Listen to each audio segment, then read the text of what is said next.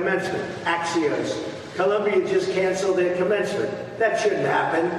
And it also came out that the protesters, many of the protesters, are backed by Biden's donors. So there seems to be some congruency between people who are interested in Joe Biden winning re-election and staying the president and people who are interested in the chaos that's being sown across college campuses throughout the country. Imagine going to Columbia and not having a commencement because of these yahoos. It's ridiculous. Let's ask our friend Joe Concha what he thinks about it. He's a Fox News contributor, and his new book is coming out. Joe, can I mention your book? We can talk about it right now. Oh, all right. Will you allow me to talk about Progressively Worse, Why Today's Democrats Ain't Your Daddy's Donkeys? If not, I won't mention it, I promise. Nope. I think we already passed that exit, right? Okay. So. Well, what is it about these Democrats that we're seeing at these college? I mean, to me, it seems like some of their very important special interests are starting to conflict with one another, and Biden's got to sort it out. Yeah, this is Biden's Vietnam right now. I believe Bernie Sanders is the first person to make that comparison, and I do not disagree with the Vermont senator, because you have on college campuses now chaos, anti-Semitism, and the president stayed silent for, 9 days until they finally put him out there to do a 3-minute statement that didn't tell us anything about anything, as per usual, because he's so worried about losing voters in places like Michigan, where there's a heavy Arab Muslim population. He's worried about losing young voters, the kind of people that you see in these protests at places like Columbia and UCLA. And if the Democratic National Convention, which, by the way, Andy, who is the genius that said, we should have the convention in Chicago? That city, nothing could go wrong there, right? Well, yeah, I'm an Illinois resident, but a downstater, which I probably liken quite a bit to those upstater New Yorkers who go by the way of NYC all the time. You feel like it's safe because it's not going to go red anytime soon. But the juxtaposition of Chicago to Wisconsin, Michigan, those states that you were just mentioning, and the city's just gone to hell in a handbasket under the unchecked Democrat policies. Whatever they want to do, they can do, and it's been done there.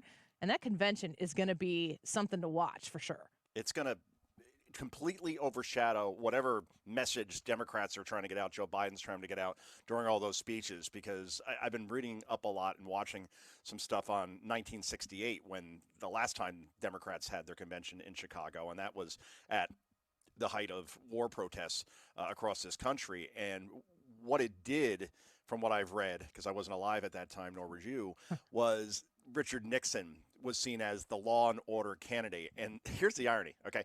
Joe Biden ran in 2020 on returning the country from the chaos surrounding Trump, uniting the country, and bringing us back to normalcy. Now Donald Trump in 2024 is running on saving the country from Joe Biden's chaos. It's all self-inflicted, by the way.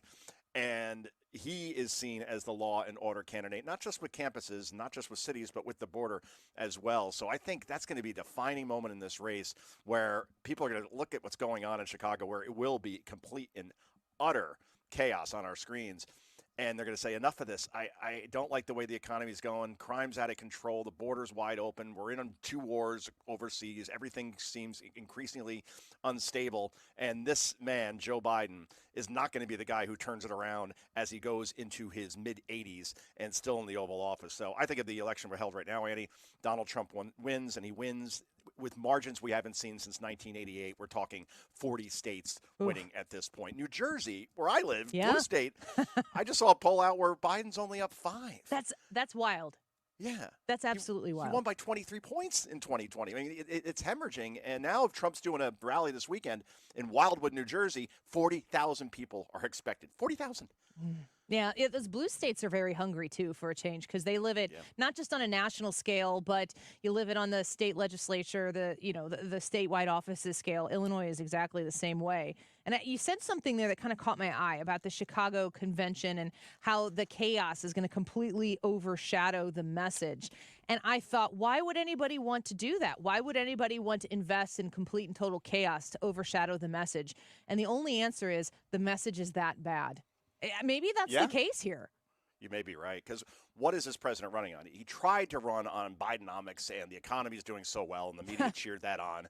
Oh, you're just too stupid to understand that your 401ks, you're having to dip into it because maybe you can't save money like you used to because wages aren't keeping up with inflation and credit card debt's at an all-time high, and people are just chasing interest at this point.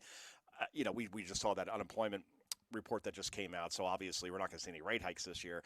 Before I go too much into the weeds, basically people feel there's a feel election, right? They feel inflation. It's a tax on them that they have to pay every day, particularly with food prices. I mean, I just got back from shopping. My jaw dropped. I'm still in shock, So they can't run on the economy, and right, and they can't run on, again, law and order like we just talked about, or obviously immigration or the border.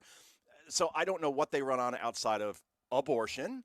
And Trump is bad because he has 88 felony counts against him, and we need to save democracy. If that is the play, they ain't going to win. People vote with their pocketbooks, and they do what's best for their families. And even if you don't like Trump on some sort of personal level, you do like making more money and saving more money and feeling safe in your community. So I think in the end, that's what wins. I hope so. Joe Concha with us right now. He's a Fox News contributor and author. His book coming out in July, Progressively Worse, Why Today's Democrats Ain't Your Daddy's Donkeys. I'm looking, the reports are coming out today. Politico was shocked to find out that there is a Venn diagram, to use Kamala Harris analogies that we can all understand, a Venn diagram of people who donate to Joe Biden and people who are funding these protests across our country at these college campuses. I cannot imagine. I've got a very good education at a local state school in Southern Illinois, and I'm very proud of it. But the amount of money that it would take to graduate from Columbia, Harvard, I mean, maybe somebody else is paying for it, so maybe you don't care. But the amount of money that you would have to invest in that to not be able to get a commencement speech because of all this chaos that is being bought and paid for at these universities. What do you make of the investment that is being made in protesting? It's George Soros, a lot of money coming in from there, from all the reporting that we're seeing. Not surprising, right? This is a guy who is installing attorney generals throughout the country, like Alvin Bragg in Manhattan, for instance, and he just wants to sow, to use that word again, chaos in this country. The thing about Soros is, at last check, he's Jewish. So why the hell would you then, therefore, put all this time, money, and resources into attacking Jewish students or anybody who's pro-Israel when, that's your people, right? Yeah. So who knows what that guy is. I will say he's probably the most evil person in the country. That's certainly for sure. Look, if I'm a parent, I mean, you mentioned it before, 90 grand to go to Columbia. That's $360,000 for 4 years. What do I got to make before taxes to come up with $360,000? $700,000? Yeah, just for that. For that, and then not your mortgage. Exactly. And then these poor kids, the ones that actually played by the rules, got good grades, earned their credits, they're not part of these protests, either for or against. And now, for the second straight graduation, they ain't getting one. Because remember, 4 years ago, all the graduations were canceled because of COVID. Yeah. So you didn't get a high school graduation, you need a college graduation.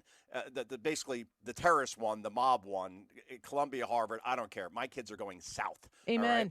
All right? SEC country, baby. We're going to Georgia, Texas, or Tennessee. Those are the three choices right now. Even Mizzou. Why not Mizzou, right? Yeah, you come to Mizzou. They'll take you there. Good communication school. Yeah, it is a very good communication journalism school. Joe Concha with us right now. I'm glad you brought that up because, the frat boy situation in our country right now is alive and well. And it's kind of resurrecting where, the frat boy mentality is something that's been pushed aside for all of these other people to try to take the center stage for quite some time. And they just decided at Ole Miss, especially is the one I've been watching the closest, because that's where those iconic pictures are coming up of these frat guys smirking in front of the American flag with such great American confidence. I just need a little bit of that bottled up for myself.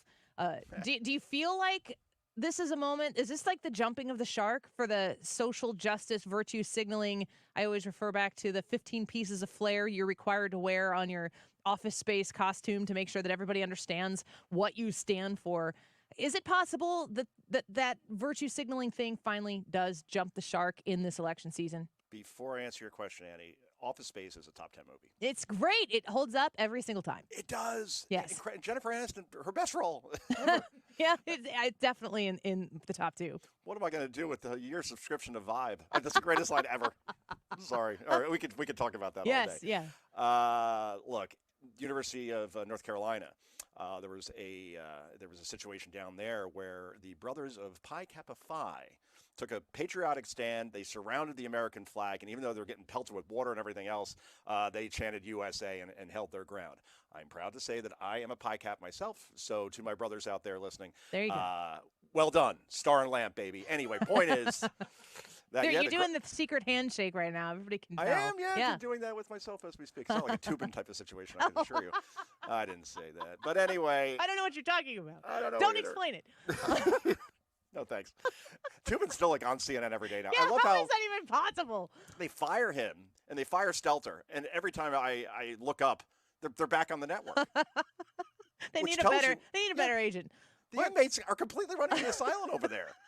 I know we fired you, but why don't you come back? And of course, Stelter being a weenie just has to do it, right? And that big smile on his face. They're probably going to rehire him. I could guarantee you. Probably.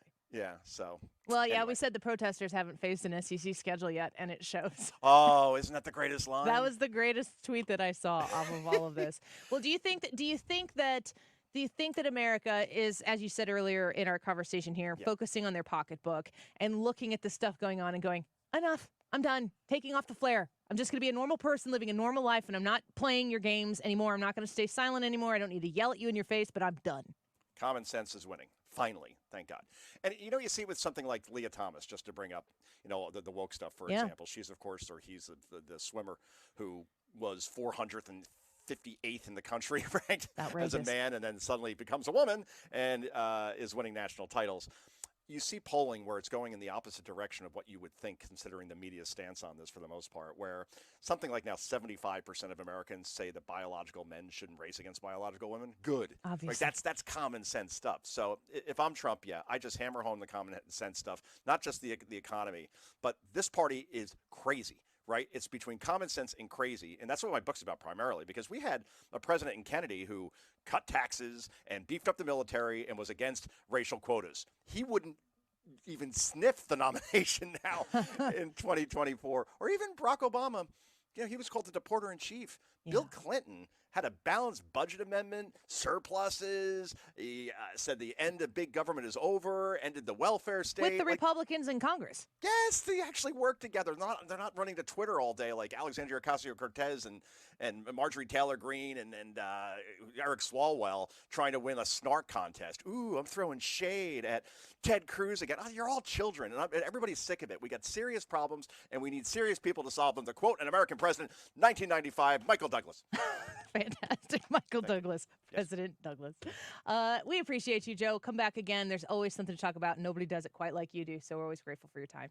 It was President Shepard, by the way. Shepard, yes. Was it Andy Shepard? Andy Shepard, very good. Yes, I knew. Okay, definitely. It's a decent movie. You get by the whole caricature of the Republicans. It's actually a very lovely movie, and I never use the word lovely. It's no Office Space, though. No, nothing is. Joe Concha, we'll talk to you again soon. Thank you so much. Bye-bye.